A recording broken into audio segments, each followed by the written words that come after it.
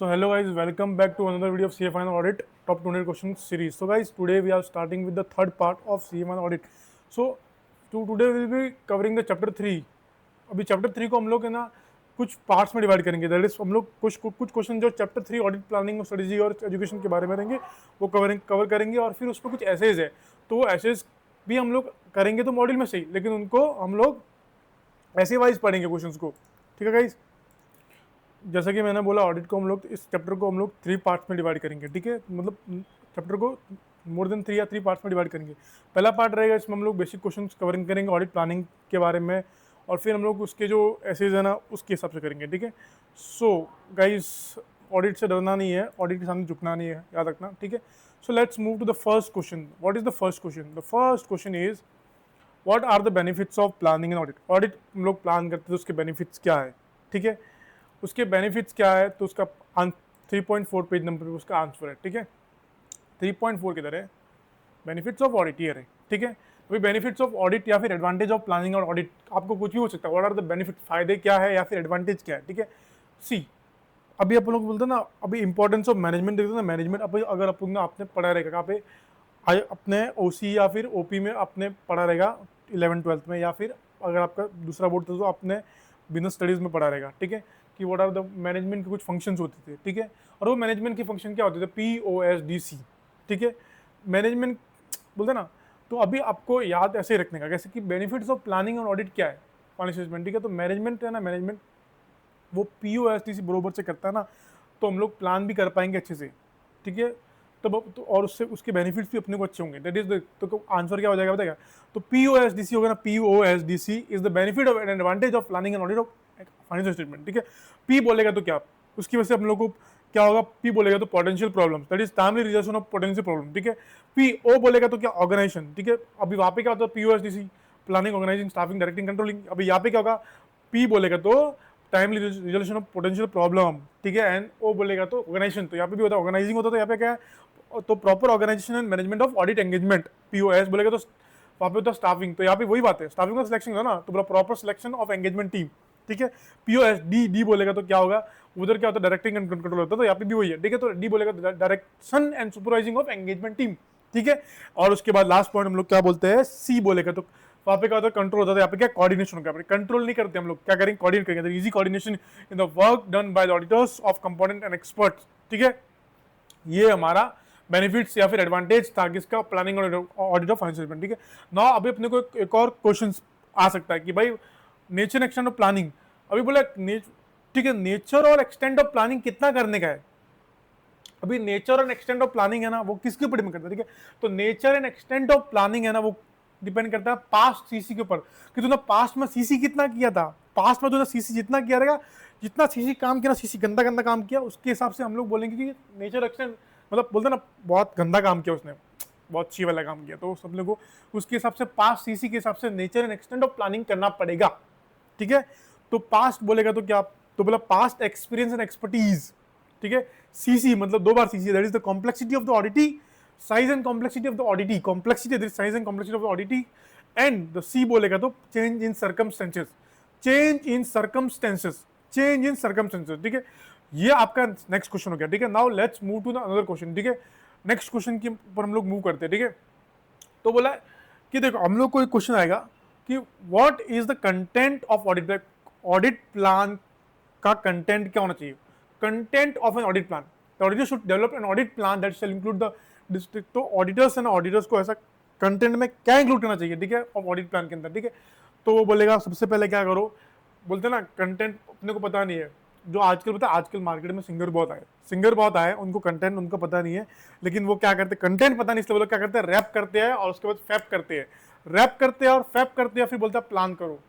पहले रैप करेंगे, ठीक है, और अपना फेम बना देंगे, फैप कर देंगे. ठीक है, और उसके बाद बोलते हैं अभी बोलता है ऐसे हो गया, उसके बाद वो प्रॉपर प्लान करेंगे. ठीक है, तो रैप करो, फैप करो, प्लान करो. रैप करो, फैप करो, प्लान करो, is content of audit plan. ठीक है, is content of audit plan. ठीक है, तो ऑडिट तो बोला पहला क्या होगा? रैप करो, दैट इज क्या? रैप बोलेगा तो nature, timing, extent of plan, RAP that is risk assessment procedures as determined in SA 315, that is identifying and assessing risk of material statement through understanding the entity environment. ठीक है, second thing हम लोग बात करेंगे इसके बारे में, rap करो, फैप करो, दैट इज क्या? फर्दर ऑडिट प्रोसीजर करो, that is nature, time and extent of plan for the audit procedures at assessment level as determined by SS 330, that is auditor response to risk, response to assess risk. और उसके बाद बोले plan करो, क्या rap करो, fap करो, plan करो। तो रैप हो गया, फैप हो गया, बोले प्लान क्या करो, other plan audit procedure that are required to be carried out so that the engagement complies with SAs. Other audit procedure लगाओ ताकि हम लोग क्या कर सके कि मालूम कर सके भाई एंगेजमेंट है वो कंप्लाई करता है ऐसे को। ये आपका क्वेश्चन नंबर 3 हो गया, ठीक है, क्वेश्चन नंबर 3 हो गया। नाउ एक और क्वेश्चन जो आपको आ सकता है, मे बी एमसीक्यू में आ सकता है, आपको शॉर्ट क्वेश्चन में भी आ सकता है, एक दो छोटा के लिए, क्या तो बोला auditors need to modify the overall audit strategy. Question क्या आएगा, क्वेश्चन आपको पूछा जाएगा auditor may need to modify the overall audit strategy. Auditor को ओवरऑल ऑडिट स्ट्रेटजी मॉडिफाई करना पड़ सकता है, ठीक है, लेकिन वो कब करेगा, ठीक है। अभी मॉडिफाई ना, मॉडिफाई हम लोग कब करते हैं पता है क्या, देखो सीधी बात, हम लोग सीधे से चलते हैं, जैसे हम लोग प्लान भी करते हैं ना, प्लान भी करते हैं, ठीक है। ऐसे आप लोग सीए के एग्जाम्स की प्लानिंग कर रहे हैं May 25 के बारे में, ठीक है। नाउ अपने को लगा कि कुछ ना कुछ होने वाला है, उसकी वजह से क्या होगा पता है क्या, एग्जाम पोस्टपोन हो रहे हैं या फिर कुछ ना कुछ, जैसे कि नवंबर वाले हो गए तो नवंबर का अटेम्प्ट नहीं होने वाला, तो उन मॉडिफाई कब करेंगे, तो बोला उनको मालूम पड़ा अनएक्सपेक्टेड कंडीशन का सबूत मालूम मिला, उनको क्या मिला, अनएक्सपेक्टेड चीज कंडीशन का सबूत मिला, ठीक है। मतलब अभी तक कुछ लास्ट मंथ तक तो आइडिया नहीं था, लेकिन अभी अचानक से अनएक्सपेक्टेड कंडीशन का सबूत मिला कि नवंबर का एग्जाम नहीं होगा, सीधा अभी 3 टाइम्स हो गया, ठीक है। तो अनएक्सपेक्टेड कंडीशन का सबूत मिला, तो हम लोग क्या करेंगे, we will need to modify the overall audit strategy and audit plan due to this reason, ठीक है। तो अनएक्सपेक्टेड कंडीशन मतलब तो बोला result of an unexpected event. Second thing हो गया क्या, कंडीशन का सबूत। कंडीशन बोलेगा तो ऑडिट एविडेंस ऑब्टेन, तो उससे अधिक कंडीशन का बोलेगा तो कंडीशन बोलेगा तो चेंज इन द कंडीशन हो गया, ठीक है, सेकंड पॉइंट, ठीक है। और थर्ड बोलेगा तो का सबूत मिला, सबूत बोले एविडेंस, दैट इज क्या बोलते हैं, तो audit evidence obtain from the result as a result of the audit procedures, ठीक है। तो ये आपका क्वेश्चन हो जाएगा, क्वेश्चन नंबर 4 हो गया, ठीक है। Now let's move to another question, that is question number 5, ठीक है, क्वेश्चन नंबर 5, ठीक है। ये हम लोग क्वेश्चन 5 बना रहे हैं इसके अंदर से, ठीक है। गाइस बहुत ही इजी क्वेश्चन है, अगर आप क्वेश्चन और आंसर को रिलेट करो, एक मेमोरी ट्रिक बनाओ ना, आपको इजीली कवर हो जाएगा, मतलब बहुत इजीली होगा। मैंने भी ऐसे किया था, मतलब एकदम एग्जाम टाइम पे आपको स्ट्रेस नहीं आएगा, क्योंकि आपके सामने सारे क्वेश्चन रहेंगे, क्वेश्चन आंसर भी रहेंगे आपके, और आप इजीली उनको रिकॉल कर पा रहे हो, ठीक है। और क्या होगा ना, अभी ये आपको मैं बोल रहा हूँ कि एक मेमोरी ट्रिक कितने पढ़ना, मैं मॉडल से क्यों पढ़ा रहा हूँ, क्योंकि आपको मेन चीज आपको मेमोरी ट्रिक याद रहेगा, ठीक है। जैसे आप अंदर का कंटेंट पढ़ोगे तो 2-3 बार, तो जब आप एग्जाम में लिखने जाओगे तो आपके पास क्वेश्चन याद है, आपको मेमोरी ट्रिक याद है, ठीक है। और आपने अंदर का कंटेंट 1-2 बार पढ़ा है, ठीक है, 3 बार पढ़ा है, तो आप क्या करोगे, उसको जैसे लिखोगे तो आपको ऑटोमेटिकली उसका आगे का कंटेंट मिलेगा। एक बार आपको पॉइंटर मिल गया, उसके आगे कंटेंट आपको ऑटोमेटिकली मिलेगा, ठीक है। तो let's move to another question, question number 5। Question number 5 क्या बोलता है, what are the factors while establishing the overall audit strategy, factors while establishing the overall audit strategy, ठीक है। ऐसे कौन से फैक्टर्स है जो इंपॉर्टेंट होते हैं, क्या बोलते हैं, ऑडिट स्ट्रेटजी में काम आते हैं, ठीक है। तो देखो सिंपल सी बात क्या होता है, क्या अगर आपको ऑडिटर बनना है, ठीक है। So guys what is the question, the question is factors while establishing the overall audit strategy. Overall audit strategy आप कब एस्टेब्लिश कर पाओगे पता है गाइस, जब आप सीए बनोगे ना, सीधी बात, आप तो सीए बनना ही है आपको, ठीक है। तो सीए बनोगे, आप सीए बनते ही कि आप क्या करोगे पता है, पहले छोटी मोटी रिपोर्टिंग एंगेजमेंट लोगे, that is preliminary reporting engagement आप लोगे, और उसके बाद एफर्ट मारोगे तो आपको बड़ी एंगेजमेंट मिले, ठीक है। तो सीए बनो पहले, उसके बाद आप प्रीलिमिनरी रिपोर्टिंग एंगेजमेंट लो, और उसके बाद आप एफर्ट मारो, एफर्ट मारो कि बड़ी रिपोर्टिंग एंगेजमेंट लो, ठीक है। तो बोला ओवरऑल स्ट्रेटजी के स्टैब्लिश करने में कौन से फैक्टर होते हैं, तो फैक्टर की बात है, जो सीए बनने में आपको जो फैक्टर लगते हैं ना, वही यहाँ पे लिखते हैं सीए बनो, दैट इज सीए बोलेगा तो characteristic of audit, that is determination of the characteristic of audit, determine कर दिया उसमें बोला सीए बनो, प्रीलिमिनरी रिपोर्टिंग एंगेजमेंट हो, दैट इज प्रीलिमिनरी मतलब क्या, that is considering the result of the preliminary engagement activities, ठीक है। और उसके बाद रिपोर्टिंग करो, एंगेजमेंट लो, रिपोर्टिंग बोलेगा तो रिपोर्टिंग ऑब्जेक्टिव क्या है वो देख लो, रिपोर्टिंग जो ऑब्जेक्टिव आपने जैसे ही देख लिया ना, ठीक है, फिर आप क्या करो, एफर्ट मारो ताकि आप बड़ी engagement low, that is the teams effort, खुद का अकेले का टीम एफर्ट, ठीक है। तो एफर्ट मारोगे इसका, तो टीम्स एफर्ट रहेगा, तो टीम्स का एफर्ट रहेगा, उसके बाद क्या रहेगा, तो नेचर टाइम एक्सटेंड भी रहेगा ऑफ रिसोर्सेज, और जो टीम में जो रिसोर्सेज होगा उसका नेचर टाइम एक्सपेक्ट रहेगा, ठीक है। तो सीए बनो, preliminary reporting engagement low and effort मारो ताकि आपका काम हो जाएगा, ठीक है, ये आपका काम हो जाएगा, ठीक है guys. So guys let's move to the another question, question number 6, that what are the benefits of overall audit strategy के बेनिफिट क्या है। अपन ने ऊपर देखा कि अब कौन से फैक्टर्स थे जो स्टैब्लिशिंग ओवरऑल ऑडिट स्ट्रेटजी में हेल्प करते हैं, ठीक है। तो सीए बनो, फिर प्रीलिमिनरी एंगेजमेंट लो, लेकिन यहाँ पे बोलता है बेनिफिट क्या है उसके, तो बोले अगर आप बेनिफिट करोगे, जैसे ही आप सीए बनोगे, ठीक है, तो आपको एम्प्लॉयमेंट मिलेगा, एम्प्लॉयमेंट मिलेगा और आप किसी डिपार्टमेंट में किसी डोमेन में अलोकेट होंगे, और उसके बाद आपका कुछ वर्क टाइमिंग रहेगा और उसके बाद मैनेजमेंट रहेगा, ठीक है। मतलब बोलते हैं ना मैनेजमेंट टॉक्सिक रहता है, ठीक है, तो वो वाला, ठीक है। तो एम्प्लॉयमेंट में आप अलोकेट हो जाओगे, फिर आपका टाइमिंग रहेगा उसका एम्प्लॉयमेंट का, और उसके बाद आप क्या करोगे, आप अच्छे मैनेजमेंट पोस्ट पे होंगे, ठीक है। तो मैनेजमेंट ओ, ठीक है। तो employment, allocation, timing and management, ठीक है। अच्छा एम्प्लॉयमेंट मिलेगा आपको, वहाँ पे आप अच्छे डोमेन में अलोकेट हो जाओगे, और उसके बाद अच्छा टाइमिंग रहेगा और आपका मैनेजमेंट भी अच्छा रहेगा, ठीक है गाइस। तो benefits of overall audit strategy क्या है, employment, that is the employment of qualitative resources, ठीक है। सेकंड थिंग क्या होगा, allocation, that is the allocation of quantity of resources, ठीक है। एंड द थर्ड थिंग क्या रहेगा, टाइमिंग, तो बोलेगा timing of deployment of resources, बोला सही टाइम पे सही रिसोर्सेज को डिप्लॉय किया कि नहीं किया। एंड लास्ट हम लोग ने बोला मैनेजमेंट भी अच्छा रहेगा, तो लगा मैनेजमेंट ऑफ रिसोर्सेज भी अच्छा रहेगा, ठीक है। ये आपके benefits of overall audit strategy, ठीक है, आपके बेनिफिट्स थे ये। Guys let's move to another question, ठीक है। अनदर क्वेश्चन क्या बोलता है, important matters to be considered for audit programme. Audit programme के लिए कौन से इंपॉर्टेंट मैटर हम लोग को कंसीडर करने चाहिए, ठीक है। ऑडिट प्रोग्राम की बात करेंगे ना, तो उसमें हम लोग सिर्फ बोलेगा भाई अपन ने पहले क्या किया, तो बोला सिर्फ प्लान करो, ठीक है। बस प्लान कर। सो क्या होगा, बस प्लान कर है ना भाई, वो आपका इंपॉर्टेंट मैटर है which need to be considered like for audit programme के लिए, ठीक है। तो बस प्लान का मतलब क्या, बी बोलेगा तो बिजनेस, दैट इज द, ये पहला जो बी का बस का बी है ना, वो क्या बोलता है, business, that is the nature of the business in which organisation is engage. B A बोलेगा तो क्या हो गया, बी ए बोलता है तो यहाँ पे लिखा है भाई ये वाला पॉइंट क्या बोलता है, अकाउंटिंग एंड मैनेजमेंट पॉलिसीज है, वो चेक कर लो। बी ए, एस बोलेगा तो एस बोलेगा तो क्या होगा, एस बोलेगा तो system of internal control and accounting procedure क्या है वो देख लो। और उसके बाद दूसरा एस क्या बोलता है, size of the organisation and structure and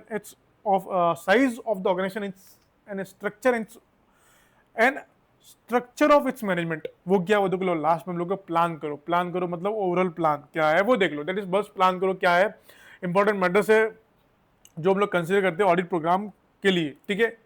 ये था आपका क्वेश्चन। नेक्स्ट क्वेश्चन आपको पूछेगा क्या पता है क्या, कि ऐसे कौन से सर्कमस्टेंसेस है जहां पर हमको ऑल्टर करना पड़ेगा ऑडिट प्रोग्राम को, जो ऑडिट प्रोग्राम ने ऊपर बनाया है उसको कौन से सर्कमस्टेंसेस वहां पर हम लोग उसको ऑल्टर करना पड़ेगा, ठीक है। तो याद रखना, देखो कोई भी बंदा है ना आईपीएल में वगैरह नया आता है, ठीक है, नॉर्मली कोई बंदा 6 मारता है, ठीक है, लेकिन जैसे कि कुछ मतलब ना न्यू भी आया और वो क्या उसने 6 मारा आते ही 6 मारा। देख अभी अपन ने सोचा था कि अपन ने अपनी टीम में उसको ले लिया, ठीक है, बोलते ना अपन सट्टा लगाते तो उसकी टीम, अपने उसको अपनी टीम में ले लिया अपने प्रोग्राम बना के, ठीक है। अभी नया बंदा आया, उसने ना मतलब वो इंटेलिजेंट था, अपन ने एक्सपेक्ट नहीं किया था क्या होगा, तो इंटेलिजेंट उसने आते ही 6 मार लिया, तो उसने सस्पिशियस 6 मारा। उसने क्या मारा, सस्पिशियस 6 मारा। तो जब भी सस्पिशियस 6 मारेंगे तो हम लोग को क्या करना पड़ेगा, ऑडिट प्रोग्राम को ऑल्टर करना पड़ेगा। सस्पिशियस 6 मारोगे तो क्या होगा, ऑडिट प्रोग्राम को हम लोग क्या करेंगे, ऑल्टर करेंगे। सस्पिशियस 6 मारोगे तो ऑडिट प्रोग्राम को क्या करेंगे, ऑल्टर करेंगे। तो भी उसको खोलते ओपन करते, सस्पिशियस की बात करें। सस्पिशियस मतलब पहला पॉइंट क्या बोलता है, ये रहा, that is the when a suspicious has arose that the asset of the companies have been misappropriated, ठीक है, कि asset of the company क्या हो गया, मिसअप्रोप्रिएट हो गया, ठीक है। सेकंड पॉइंट क्या बोलता है, सस्पिशियस 6 मारा है, एस सस्पिशियस हो गया, एस बोलेगा तो क्या, एस बोलेगा तो significant changes in accounting and organisations procedures and personal subsequent audit programme procedures, ये हो गया। एस आई की बात करेंगे तो आई क्या बोलता है, internal control procedures were not as effective as assumed at the time of audit program was framed। जब ऑडिट प्रोग्राम बनाया गया था तब इंटरनल अच्छे नहीं थे, इसलिए हम लोग ऑडिट प्रोग्राम को क्या करना पड़ेगा, ऑल्टर करना पड़ रहा है। फिर बोलता एक्स बोलेगा तो एक्स्ट्रा, एक्स बोलेगा तो एक्स्ट्रा, एक्स बोले तो extraordinary increase in the amount of book debts, ठीक है, और क्या ऑफ इन्वेंट्री में, that is the amount of book डेप्ट, और फिर क्या बोलते हैं वैल्यू ऑफ स्टॉक में, ठीक है। तो बोला सस्पिशियस 6 मारा, इसलिए हम लोग ने क्या किया, हम लोग ने वो सर्कमस्टेंसेस जिसमें हम लोग क्या किया, ऑडिट प्रोग्राम को ऑल्टर किया। सस्पिशियस बोलेगा सस्पिशियस एक्टिविटीज की बात की हम लोग ने, एस बोलेगा तो हम लोग सिग्निफिकेंट चेंजेस की बात की, और आई बोलेगा तो क्या बोलते हैं, इंटरनल कंट्रोल की बात की, और एक्स बोले तो extraordinary increase in debtors and stocks की बात हम लोग ने कर ली। ये अपना नेक्स्ट क्वेश्चन हो गया है guys. So there is one more question, that is the what are the key phases in audit execution, that what are the key phases in audit execution stages, like तो key phases क्या है audit execution में। तो simple सी बात है, E R T R करके है, ठीक है, मतलब अगर आपको रखना है या फिर आपको दूसरा रखने का तो ट्री है ना, वो ट्री है, वो क्या है, की फेजेस है ऑडिट एग्जीक्यूशन में। ट्री बोलेगा तो क्या हो जाएगा, टी बोलेगा तो टेस्टिंग हो गया, आर बोलेगा तो रिस्क कंट्रोल एंड इवैल्यूएशन हो गया, और आर बोलेगा रिपोर्टिंग हो गया, और ई बोलेगा तो एग्जीक्यूशन ऑफ प्लानिंग। बट लेकिन इसमें क्या अपने को मतलब स्टेप वाइज जाना पड़ेगा। तो सबसे पहले हम लोग पढ़ेंगे ERTR, that is the execution planning, executing planning, execution planning. फिर उसके बाद क्या हो जाएगा, रिस्क एंड कंट्रोल इवैल्यूएशन कर लेंगे। उसके बाद हम लोग क्या करेंगे, टेस्टिंग करेंगे, उसको रिपोर्ट कर देंगे। ये बहुत ही ईजी है, ठीक है। ERTR भी आप याद रख सकते हो एग्जीक्यूशन के बारे में, ठीक है।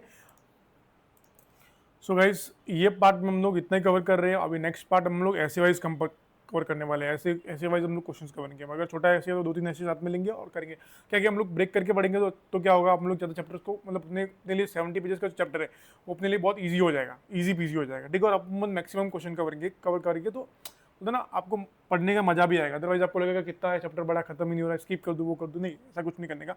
और इंपॉर्टेंट चीज़ क्या है, आपको क्या करना है, मेमोरी ट्रिक्स है। अगर आपने नोट करके रखी है तो क्वेश्चन नोट करके रखो, एक पेज नंबर नोट करो, आंसर क्या है मॉड्यूल में या फिर आपके नोट्स में, और उसकी मेमोरी ट्रिक है सामने लिख कर रखो, ताकि क्या एग्जाम जैसे आपको नजदीक आने वाला ना, एग्जाम जैसे आएगा ना, तो एग्जाम डे पे आप क्या हो जाओगे, नर्वस हो जाओगे, आपको ना बोलते ना हाइपर भी हो जाओगे, आपको मतलब पूरा अलग ही टेंशन स्ट्रेस फील होगा। तो उस स्ट्रेस वाली सिचुएशन में आप नहीं आ पाओगे। ताकि इसलिए मैं बोलता हूँ एक नोट्स बना के रखो, 5-6 पेजेस में आपका मोस्ट इंपॉर्टेंट क्वेश्चन जो आपके कवर हो जाएंगे। तो क्या आप लास्ट डे भी जब रिवाइज करने बैठोगे ना, तो आप सोचोगे नहीं कि कौन सा क्वेश्चन करना है, क्वेश्चन नहीं करना, क्योंकि फर्स्ट प्रायोरिटी आपका रहेगा कि उनको कवर करो। जितने आपने पहले से पढ़ के रखे उस क्वेश्चन को आप पहले से कवर कर दो, ताकि क्या है आप मैक्सिमम मार्क्स स्कोर कर पाओ, ठीक है गाइज। और गाइज याद रखना, ऑडिट के आगे हम लोग झुकेंगे नहीं, ऑडिट के आगे हम लोग झुकेंगे नहीं।